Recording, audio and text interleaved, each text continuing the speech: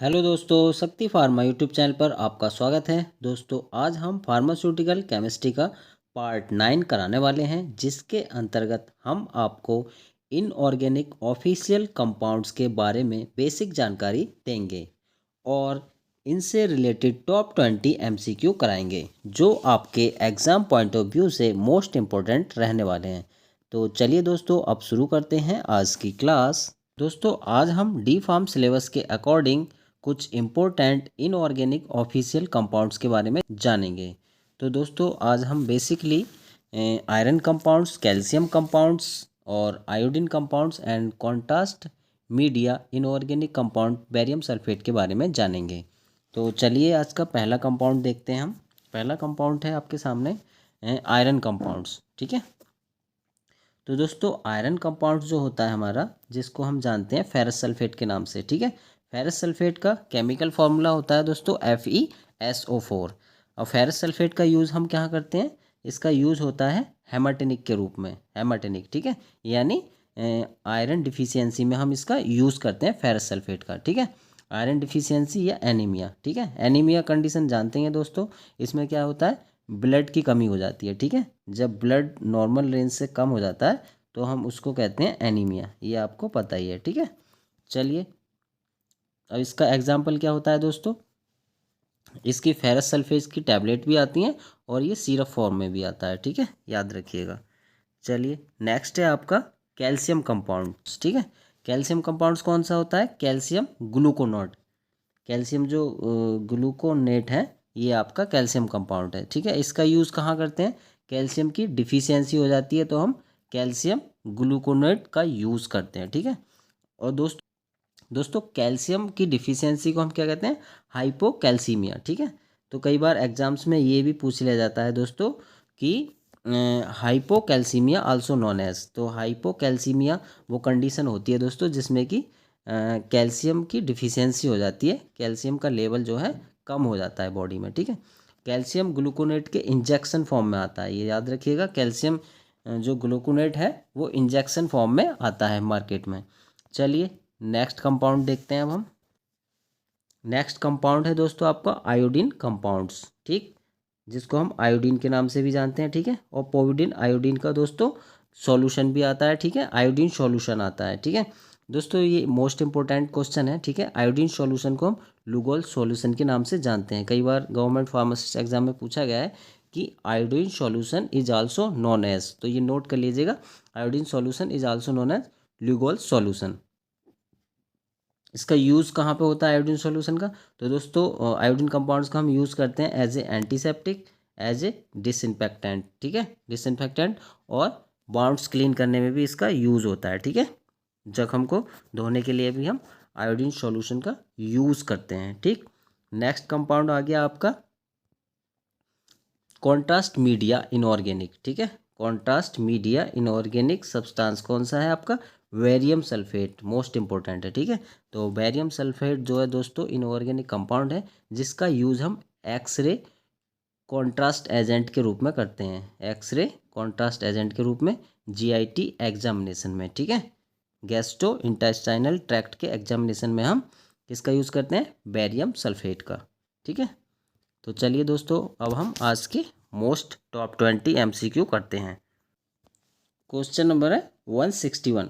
What is the chemical formula of ferrous sulphate? तो बताइएगा दोस्तों, फेरस सल्फेट का केमिकल फार्मूला क्या होता है? फेरस सल्फेट का केमिकल फार्मूला क्या होता है? ऑप्शन ए है आपका FeSO4, बी है Fe2SO4 का थ्राइस, सी है FeCl2 एंड डी है FeCO3। तो हमारा जो करेक्ट आंसर रहेगा ऑप्शन ए, यानी FeSO4। तो याद रखिएगा, फेरस सल्फेट का फॉर्मूला क्या होता है? FeSO4। चलिए, नेक्स्ट क्वेश्चन देखते हैं। क्वेश्चन नंबर है 162। Ferrous sulphate is mainly used in the treatment of which condition? तो बताइएगा दोस्तों, जो फेरस सल्फेट है वो किस कंडीशन में यूज़ होता है? ठीक है, यानी किसके ट्रीटमेंट में यूज़ होता है फेरस सल्फेट? डायबिटीज़ के ट्रीटमेंट में, एनीमिया के ट्रीटमेंट में, हाइपरटेंशन या फिर अस्थमा के ट्रीटमेंट में?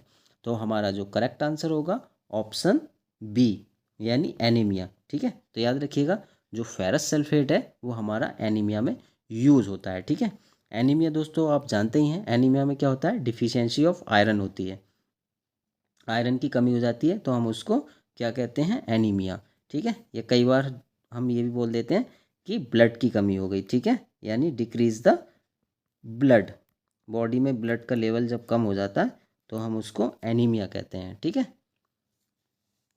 चलिए अब हम नेक्स्ट क्वेश्चन की ओर चलते हैं। 163, what is the oxidation state of iron in ferrous sulphate. तो बताइएगा दोस्तों, फेरस सल्फेट में आयरन की जो ऑक्सीडेशन स्टेट है वो क्या है। तो ऑप्शन ए +1, +2, +3 या फिर +4। तो हमारा जो करेक्ट आंसर होगा ऑप्शन बी, यानी +2। तो +2 हमारा करेक्ट आंसर रहेगा। ठीक है, चलिए नेक्स्ट क्वेश्चन देखते हैं। क्वेश्चन नंबर है 164, ferrous sulphate belongs to the which class of drug. तो बताइएगा दोस्तों, जो फेरस सल्फेट है वो किस क्लास की ड्रग है। हेमाटिनिक है, एंटासिड है, एंटीसेप्टिक है या फिर कैथार्टिक है। तो हमारा जो करेक्ट आंसर होगा ऑप्शन ए, यानी हेमाटिनिक। ठीक है, हेमाटिनिक कैटेगरी की ड्रग है। अच्छा दोस्तों, आप ये बताइएगा, किसी भी एक एंटासिड का एग्जाम्पल बताइएगा। हम आपको एंटासिड पढ़ा चुके हैं ना, तो किसी भी एक एंटासिड का एग्जाम्पल हमें कमेंट करके बताइएगा। चलिए अब हम नेक्स्ट क्वेश्चन की ओर चलते हैं। क्वेश्चन नंबर है 165, ferrous sulphate is commonly known as. दोस्तों मोस्ट इंपॉर्टेंट है, ये कई बार फार्मासिस्ट एग्जाम में रिपीट हुआ है कि ferrous sulphate is commonly known as. Ferrous sulphate को हम और किस नाम से जानते हैं, ब्लू विट्रियोल, बी है ग्रीन विट्रियोल, सी है वाइट विट्रियोल या फिर रेड विट्रियोल। तो हमारा जो करेक्ट आंसर होगा ऑप्शन बी, यानी ग्रीन विट्रियोल। तो दोस्तों इसको नोट कर लीजिएगा, फेरस सल्फेट, जो फेरस सल्फेट है इसको हम किस नाम से और जानते हैं, ग्रीन विट्रियोल के नाम से भी जानते हैं। ठीक है, नोट कर लीजिएगा इसको। चलिए नेक्स्ट क्वेश्चन देखते हैं। क्वेश्चन नंबर है 166, what is the main use of calcium gluconate. बताइएगा दोस्तों, कैल्शियम ग्लूकोनेट का मेन यूज क्या होता है, एंटासिड में या फिर ट्रीटमेंट ऑफ कैल्शियम डिफिशियंसी या फिर एंटीसेप्टिक के रूप में या फिर एंटीऑक्सीडेंट। तो हमारा जो करेक्ट आंसर रहेगा ऑप्शन बी, यानी ट्रीटमेंट ऑफ कैल्शियम डिफिशियंसी। तो दोस्तों याद रखिएगा, कैल्शियम की डिफिशियंसी हो जाती है तो हम उसमें क्या करते हैं, कैल्शियम ग्लूकोनेट का इंजेक्शन देते हैं इसके ट्रीटमेंट के लिए। ठीक है, चलिए नेक्स्ट क्वेश्चन की ओर चलते हैं। क्वेश्चन नंबर है 167, what is the valency of calcium in calcium gluconate. तो बताइएगा दोस्तों, कैल्शियम ग्लूकोनेट में जो है कैल्शियम की बैलेंसी क्या होती है। ऑप्शन ए है आपका +1, बी है +2, सी है +3 एंड डी है +4। तो हमारा जो करेक्ट आंसर होगा ऑप्शन बी, यानी +2। तो याद रखिए, जो कैल्शियम ग्लूकोनेट होता है उसमें कैल्शियम की बैलेंसी कितनी होती है, +2। ये भी कई बार पूछ लिया जाता है। ठीक है, चलिए अब हम नेक्स्ट क्वेश्चन की ओर चलते हैं। क्वेश्चन नंबर है 168, calcium gluconate injection is mainly used in. तो बताइएगा दोस्तों, जो कैल्शियम ग्लूकोनेट का इंजेक्शन होता है वो मेनली किस में यूज होता है। ऑप्शन ए आपका हाइपो कैल्सीमिया में, बी हाइपरग्लाइसीमिया में, सी हाइपरटेंशन में या डी फीवर में। तो इसका जो हमारा करेक्ट आंसर होगा ऑप्शन ए, यानी हाइपोकैल्सीमिया। ठीक है, याद रखिएगा। अच्छा दोस्तों, ये और याद रखिएगा आप, हाइपोकैल्सीमिया जो होता है ये क्या कंडीशन होती है, डिफिशियंसी ऑफ कैल्शियम। कैल्शियम की डिफिशियंसी को हम हाइपोकैल्सीमिया कहते हैं। ठीक है, यानी कैल्शियम का लेवल लो हो जाता है तो हम उसको क्या कहते हैं, हाइपोकैल्सीमिया। ठीक, याद रखिएगा। ठीक, अगर इसका लेवल बढ़ जाता है तो उसको हम हाइपर कैल्सीमिया कहते हैं। ठीक है, तो ये याद रखिएगा। चलिए नेक्स्ट क्वेश्चन देखते हैं अब हम। क्वेश्चन नंबर है 169, iron dextran is an example of. तो दोस्तों जो आयरन डेक्सट्रान है वो किसका एग्जाम्पल है ये बताना है बेसिकली। ओरल प्रिपरेशन है ये, या फिर इंजेक्टेबल प्रिपरेशन है, या टॉपिकल प्रिपरेशन है, या फिर इनहेलेशन प्रिपरेशन है। तो इसका जो हमारा करेक्ट आंसर रहेगा ये रहेगा ऑप्शन वी, यानी ये इंजेक्टेबल प्रिपरेशन है। ठीक है, तो ये जो आयरन डेक्सट्रान है दोस्तों ये इंजेक्टेबल प्रिपरेशंस होती है। ठीक है, चलिए अब हम नेक्स्ट क्वेश्चन की ओर चलते हैं। क्वेश्चन नंबर है 170। इन iron and ammonium citrate iron is present in which oxidation state. तो बताइएगा दोस्तों, आयरन और अमोनिया सिट्रेट में जो आयरन की ऑक्सीडेशन स्थिति होती है, ऑक्सीडेशन स्टेट होती है, वो क्या होती है। तो ऑप्शन ए है +1, बी है +2, सी है +3 एंड डी है +4। तो इसका जो हमारा करेक्ट आंसर रहेगा ऑप्शन सी, यानी +3। तो दोस्तों आपसे रिक्वेस्ट है, प्लीज़ वीडियो को लाइक कीजिएगा, ठीक है। और अगर आपने चैनल सब्सक्राइब नहीं किया है तो प्लीज़ चैनल को सब्सक्राइब भी कीजिएगा। चलिए अब हम नेक्स्ट क्वेश्चन देखते हैं। क्वेश्चन नंबर है 171। What is the typical colour of ferrous sulphate crystals. तो बताइएगा दोस्तों, जो फेरस सल्फेट के क्रिस्टल्स होते हैं वो किस कलर के होते हैं। Option A blue, B green, C white and D yellow. तो इसके जो क्रिस्टल्स होते हैं दोस्तों वो होते हैं हमारे ग्रीन कलर के। तो ऑप्शन बी हमारा जो है करेक्ट आंसर हो जाएगा, ठीक। Option B is correct answer.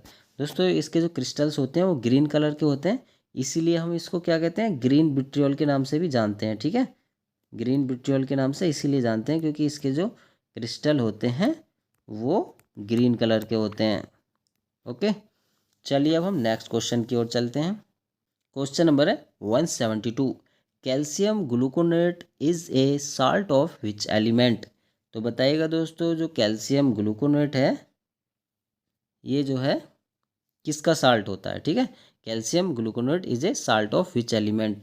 जो कैल्शियम ग्लूकोनेट है वो किस एलिमेंट का साल्ट है बताइए। आयरन का है, कैल्शियम का है, सोडियम का है या फिर पोटेशियम का है। तो ये जो साल्ट होता है वो कैल्शियम का होता है, ठीक है।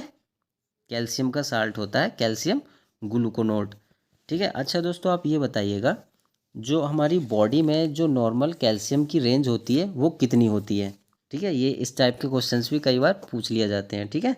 कैल्शियम की जो नॉर्मल रेंज होती है दोस्तों नोट कर लीजिएगा, ये कितनी होती है आपकी 8.5 से लेकर के 10.5 तक होती है, ठीक है।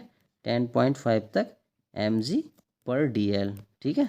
तो याद रखिएगा, नॉर्मल कैल्शियम लेवल जो होता है ब्लड के अंदर वो 8.5 से 10.5 mg/dl होता है, ठीक है। ये भी आप नोट कर लीजिए, कई बार इस तरीके के क्वेश्चंस भी एग्जामिनर पूछ लेता है। चलिए अब हम नेक्स्ट क्वेश्चन की ओर चलते हैं।